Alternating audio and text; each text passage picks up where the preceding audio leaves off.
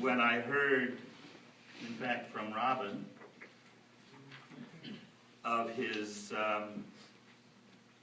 situation in Europe, I realized that I had forgotten in all the years that I've taught Holocaust that there was another dimension to the Holocaust. Not from Germany, but from Russia. And Yoram is here to share that story.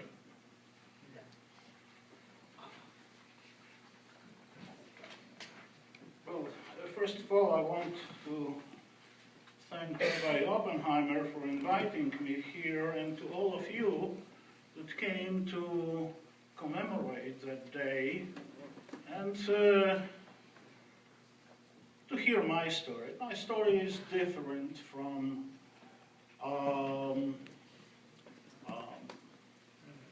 Shoah or Holocaust survivors. It is more of a story of surviving the period of Holocaust.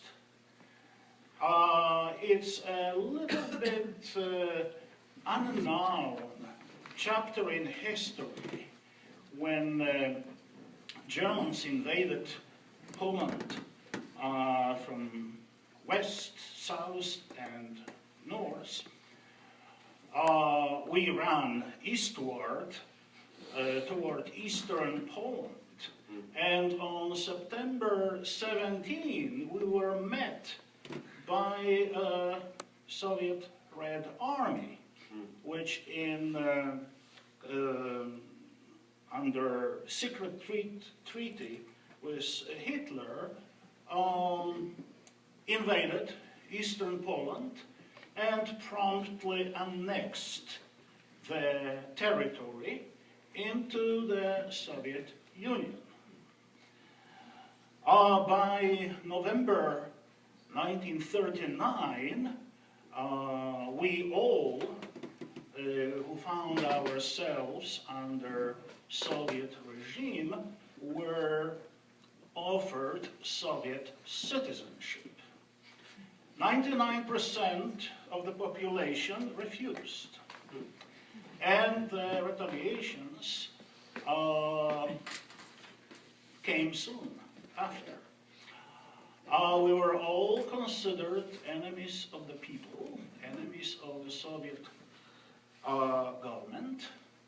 And between February 1940 until June 1940, there were 1,700,000 Polish citizens deported to slave labor in Siberian forests, coal mines, gold and other metal mines, and agricultural labor in Kazakhstan and Central Asian republics. 200,000 of those 1.7 million Polish citizens were Jews, and we among them. We landed in deep forest of Siberia, where my father was forced to do lumberjacking.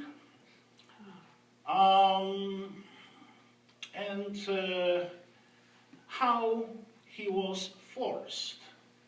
Well, Stalin created a very famous saying: the one who is not working does not eat. That means that the reward for work were rations of food. Working people, depending on their performance, received daily 800 to 1,200 calories. The good performers received 1,200. And usually it was very difficult to achieve the norm of good performance. The people who didn't work, too ill to work, or like my mother, who had to attend to child, received 400 calories per day. Starvation diet.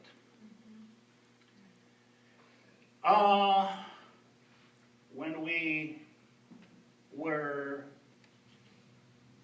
brought to the camp,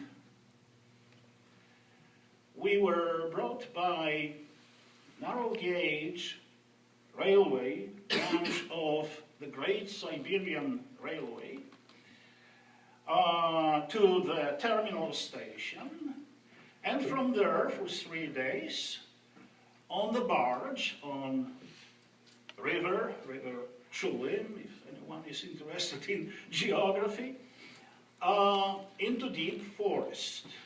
No roads. The only way to communicate, transport, was through the river.